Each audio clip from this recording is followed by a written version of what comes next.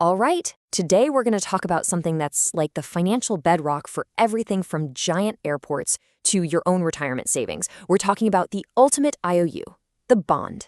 So let me ask you a question. What in the world is the connection between, say, a brand new airport runway and your retirement fund? I mean, they seem like they're from totally different universes, right? But you'd be surprised.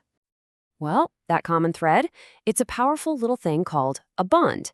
Think of it as a super formal, highly structured IOU that lets huge organizations borrow just massive amounts of cash from tons of different investors all at once. And to really get how these work, we're not going to just bore you with theory. Nope, we're actually going to follow the entire 5-year journey of a single bond, right from the moment it's born to its final payday. Okay, first things first. At its very heart, a bond is something called a fixed income security.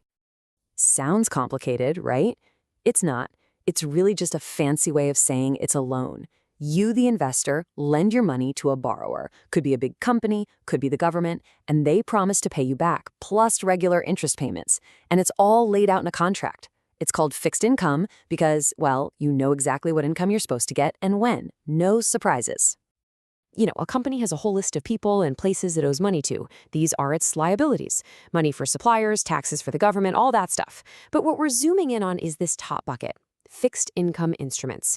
These are the big structured loans, and they usually come in two flavors, a traditional loan from a bank or bonds, which are sold out on the open market to lots of different investors.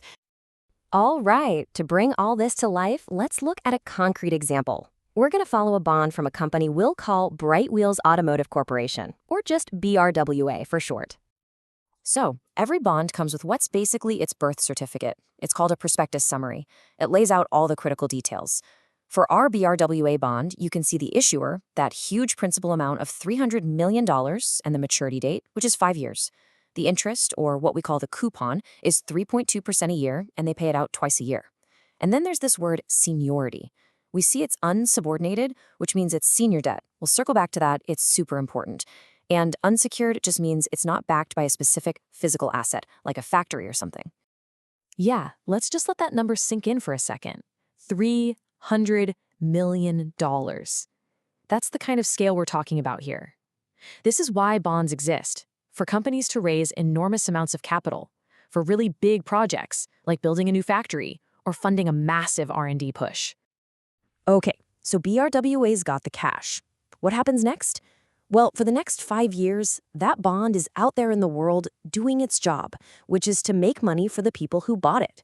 And that money comes in the form of those regular interest payments, which in the bond world have a cool name, coupons. This timeline right here shows you the whole story, a complete map of the cash flow. At the very beginning, year 0, investors pay the $300 million to BRWA. Then, every 6 months, like clockwork, BRWA sends back $4.8 million to the investors. This happens for 4.5 years straight. Then, on the final day, at the end of year 5, investors get that last $4.8 million coupon payment, plus their entire $300 million principal back. It's a really predictable stream of cash. So you might be wondering, where did we get that $4.8 million number? The math is actually super straightforward. Step 1, you take the total loan, that $300 million, and you multiply it by the annual interest rate, 3.2%. That gets you $9.6 million for the whole year. Step 2, since the contract says payments are semi-annual, that's just twice a year, you just slice that number in half. And boom, there it is, $4.8 million every 6 months. Okay, so far so good, right? It seems pretty simple. But let's be real, finance is always about risk and reward. What happens if our company, BRA, hits a rough patch and can't pay its bills? This is where that word we mentioned earlier, seniority, suddenly becomes the most important word in the room. This is the million-dollar question, or in this case, the $300 million question. If a company goes bankrupt and there's not enough money to pay everyone back, who gets paid first? There's a legal pecking order, and where you stand in that line can mean the difference between getting your money back and getting nothing.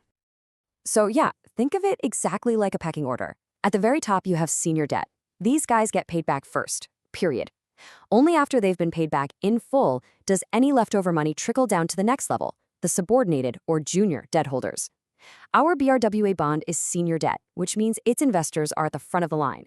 That makes it a way safer bet. And this position at the front of the line is often locked in by a little piece of legal Latin called pari passu. It just means on equal footing. It's a guarantee that says, hey, this bond is just as important as all the other senior debts this company has. You can't be pushed to the back of the senior debt line. Okay, so we've seen our bonds' 5-year life story. Now, let's zoom out a little and look at the bigger picture. How do investors think about the trade-off between risk, time, and the reward they should get? What you're looking at here is called a yield curve.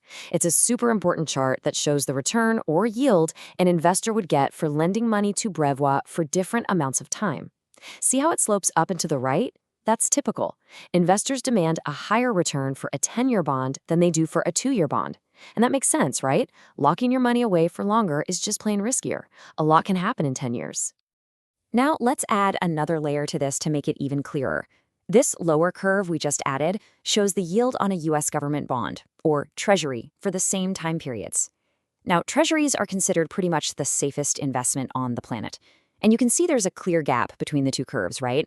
That gap is everything. That space between the corporate bond yield and the government bond yield has a name. It's the credit risk premium. It is the extra payment, the extra reward that investors demand for taking on the additional risk of lending to a company like BRW instead of the ultra-safe U.S. government.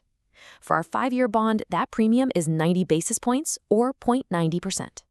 And that really brings us full circle to the fundamental question at the heart of, well, all investing, really.